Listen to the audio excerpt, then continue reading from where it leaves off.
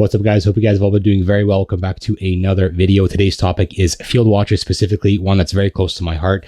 If you're ever wondering what watch could accomplish the goal of being your one watch collection, look no further. This is it. This is the Seiko Alpinist SARB017 or SARB017, however you want to say it. It's a field watch, and field watches tend to not get as much love as they deserve, in my opinion. And most of the time it's because they look too much like tools rather than just timepieces. Seiko has done a phenomenal job with this watch. It kind of just encompasses everything you would want in a watch in one simple piece. You've got your dressy side, you've got your sportiness, you've got your durability, you've got the class, you've got everything you would need from a one watch collection, making this the only watch I think you will ever actually need, and coming in only at about $500. This watch comes from a long line of Alpinists dating back to all the way, I think, the 1960s.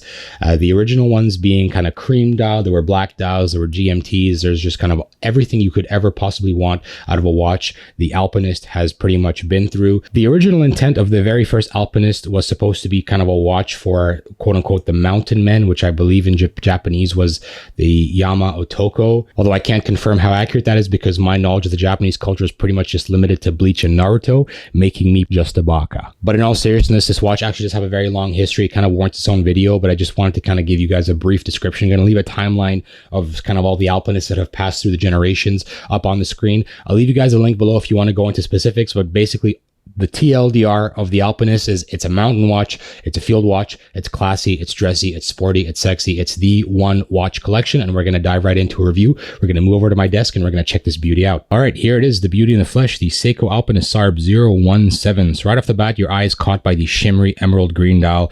It's got a really fabulous gold shimmer in the light, which complements the golden Arabics, indices, and cathedral hands just absolutely perfectly. I'm honestly tired of hearing people complain about how the color won't match my outfit, or the green is weird, or like, you need to grow up because this looks fantastic. Ask any Alpinist owner and they'll tell you that this watch completely changes under the light.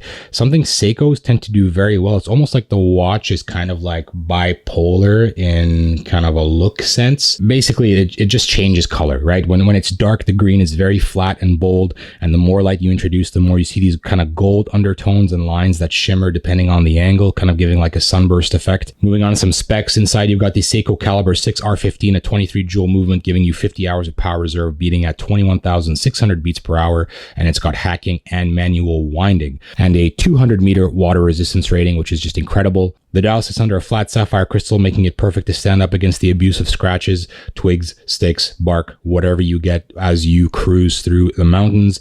The stainless steel case is a perfect 38 millimeters, 39 millimeters with the crown. It's 12 millimeters thick, 20 millimeter lug, so you'll have no problem finding third-party straps or bracelets. I have this one sitting on a strap code Oyster bracelet. You also have quite well-performing lume. It's Seiko's Lumi Bright, and it does very well. Honestly, no complaints, not too much to say there. This is literally the perfect size watch, regardless of what the use is for. 38, I've said this before on my channel, it's just the absolute perfect size. It's not too big that it's kind of getting gaudy. It's not too small that it's way too dressy and kind of delicate looking. 38, 39. That's a sweet spot to me. 40 is kind of stepping into sports watch territory. In my opinion, guys, it does not get any better than this watch. If you need a watch for a classy event, this watch got you covered. If you need to go swimming, this watch has you covered. Now, when you start shopping around for these, chances are you're going to find the new Alpinist from the Prospex line. I think it's the SPB121JI.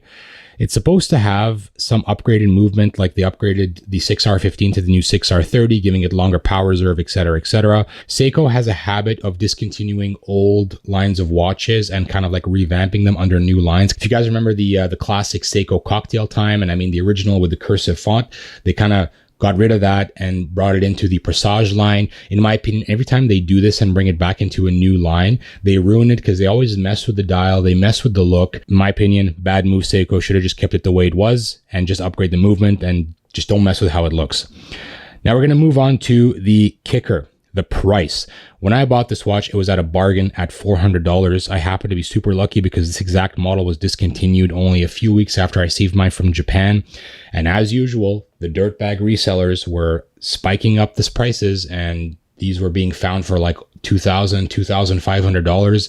In hindsight, should I have sold and made a profit? Yeah, sure, I could have, but you know, the prices were inflated kind of only momentarily, and now they've kind of cooled back down. You should be able to find this watch around the $500 to $700 mark. So it's a little bit more expensive than the original price, but it's been discontinued. So you're obviously going to pay a little bit of a markup, just like any discontinued model. I honestly cannot give this watch enough thumbs up. This watch gets a solid 9 out of 10 from me. If you guys can find this at a good price, I absolutely recommend that you pick this up. It's a phenomenal, gorgeous, robust piece. I've had mine for years.